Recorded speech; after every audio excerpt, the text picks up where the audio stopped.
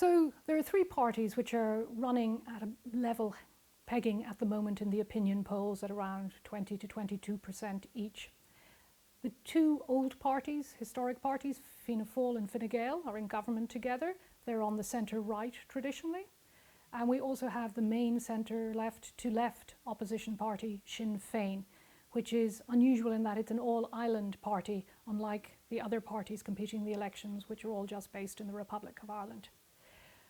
Differentiating them on policy, one would think would be easy, given one is a left-wing party and the other two are centre-right. But the whole theme of this campaign has been expenditure, expenditure, expenditure, and promises about spending more money on infrastructure, housing, disability, benefits for people, also education, and a variety of major capital projects.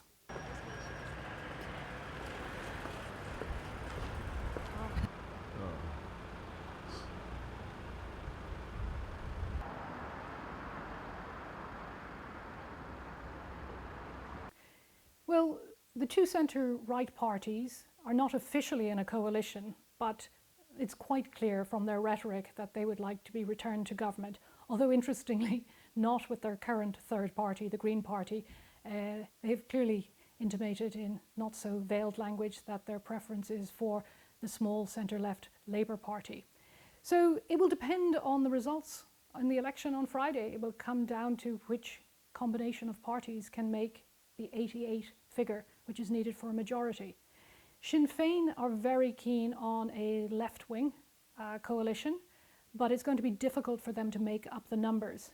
I think an interesting feature of Irish politics is that we've never actually had a Prime Minister, a Taoiseach, from a left-wing party. It's always come from Fine Gael or Fianna Fáil.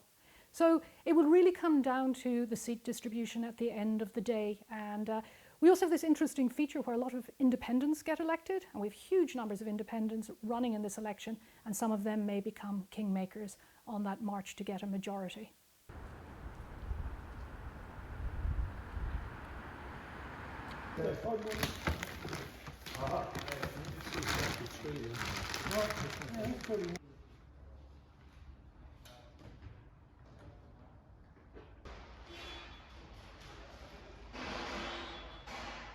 Need to go that far, Fran. Yeah. It's almost a dead heat. Well within the margin of error, they're all around 21, 22% at the moment. Fine Gael had been doing better, but had a rapid drop in the polls in the last 10 days. So at the moment, it's unclear which, if any of them, will be the plurality party, although it may be Fianna Fáil because they've had a steady, safe campaign.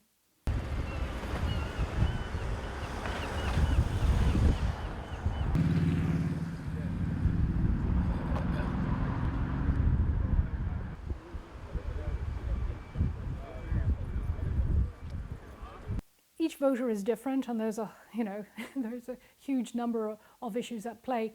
But if you were to pick the top issue, it's like any other country. It's the economy, it's the cost of living, and in particularly in Ireland and relatedly, housing. There's a severe housing crisis. Young people cannot afford to move out of home.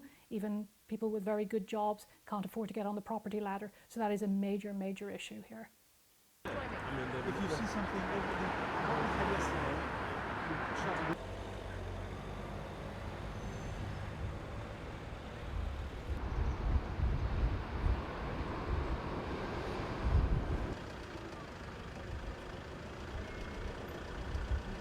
the economists would say some of the expenditure promises are reckless and unsustainable, and that the country will be in trouble even if the current economic growth is sustained, that within 10 years these promises just cannot be met.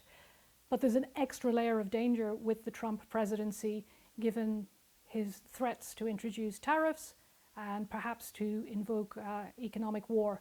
Ireland is heavily dependent on US direct investment. We also export hugely to the United States, and 10% of the workforce is employed in US multinationals. So we are concerned, and we're more exposed perhaps than any other EU country to the Trump presidency.